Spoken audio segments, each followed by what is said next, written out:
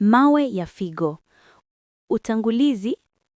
Mawe ya figo ni moja ya matatizo yanayoathiri mfumo wa mkojo. Mawe haya huundwa kutokana na madini na chumvi zinazokusanyika kwenye figo na kuunda mkusanyiko mgumu mfano wa jiwe. Mawe ya figo yanaweza kuwa madogo kama mchanga au makubwa kiasi cha kuziba njia ya mkojo. Ugonjwa huu unaweza kusababisha maumivu makali sana, hasa yanapoingia kwenye njia ya mkojo ambayo ni ureter. Aina za mawe ya figo. Kuna aina 4 kuu za mawe ya figo ambayo hutegemea muundo wa kemikali. Mawe ya calcium oxalate, haya ndiyo aina ya kawaida zaidi ya mawe ya figo. Hupatikana wakati kuna kiwango kikubwa cha calcium na oxalate kwenye mkojo. Mawe ya uric acid. Haya hutokea wakati mkojo unakuwa na kiwango kikubwa cha acid. Mara nyingi yanaathiri watu wanaokula vyakula vyenye kiwango kikubwa cha nyama nyekundu au wale wenye historia ya ugonjwa wa jongo ambao ni gout. Mawe ya struvite. Mawe haya yanaonekana zaidi kwa wanawake na hutokea baada ya maambukizi ya njia ya mkojo ambayo ni UTI. Yanakuwa makubwa kwa kasi na yanaweza kusababisha kuziba kwa figo. Mawe ya cystine, haya ni aina nadra zaidi ya mawe ya figo yanayotokea kwa watu wenye ugonjwa wa kurithi wa cystinuria ambao husababisha mwili kutoa kiasi kikubwa cha amino acid cysteine kwenye mkojo.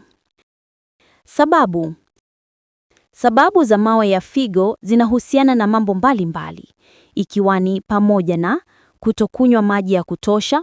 Upungufu wa maji mwilini unasababisha mkojo kuwa na kiwango kikubwa cha madini, jambo ambalo linaongeza uwezekano wa mawe kuundwa.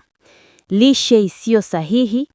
Ulaji wa vyakula vyenye kiwango kikubwa cha chumvi, sukari na protini huongeza hatari ya kupata mawe ya figo.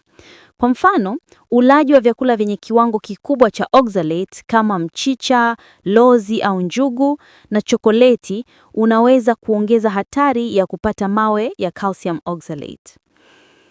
Magonjwa ya mfumo wa mkojo.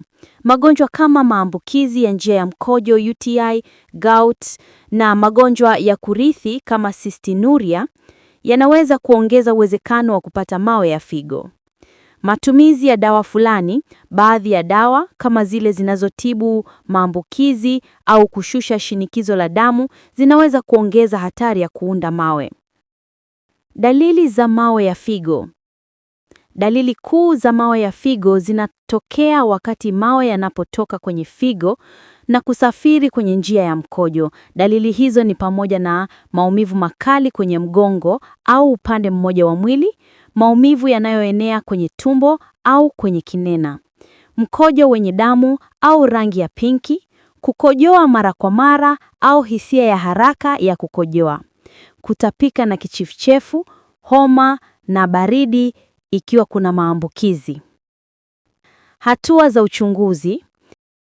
Ili kugundua uwepo wa mawe ya figo, daktari atafanya vipimo mbalimbali. Baadhi ya vipimo hivyo ni X-ray au CT scan. Vipimo hivi husaidia kuona ukubwa na eneo la mawe kwenye figo au njia ya mkojo. Vipimo vya damu na mkojo husaidia kubaini kiwango cha madini kwenye mwili, maambukizi ya mfumo wa mkojo au uwepo wa uric acid na calcium kwenye mkojo. Ultrasound, hili ni chaguo salama la uchunguzi wa mawe hasa kwa wanawake wajawazito.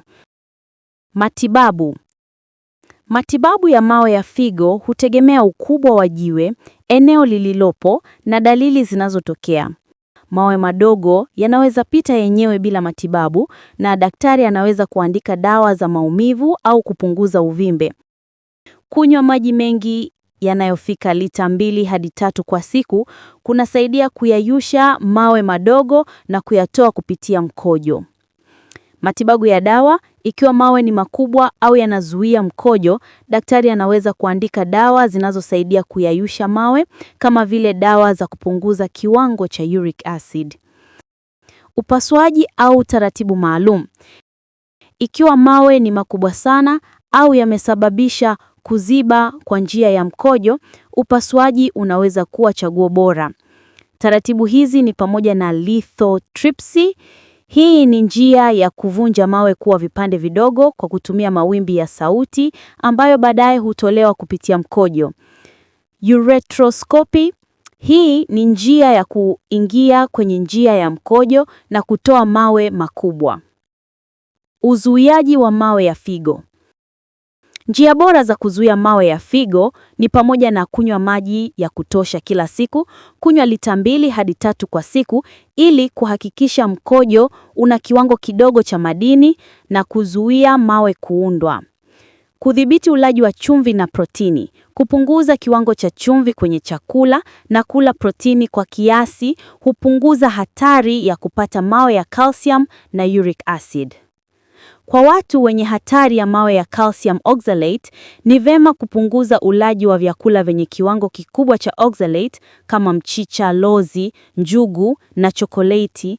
Kunaweza kusaidia kuyaepua mawe hayo. Kula vyakula vyenye kiwango kikubwa cha calcium. Ingawa calcium inaweza kuonekana kama adui, kula calcium kwa kiasi kinachofaa husaidia kuzuia mawe ya calcium kuunda kwa sababu husaidia kupunguza oxalate kwenye mkojo. Hitimisho. Mawe ya figo ni tatizo la kiafya linaloweza kusababisha maumivu makali na kuathiri maisha ya kila siku. Ni muhimu kuchukua hatua za mapema za kuzuia mawe haya kwa kunywa maji ya kutosha na kula lishe bora.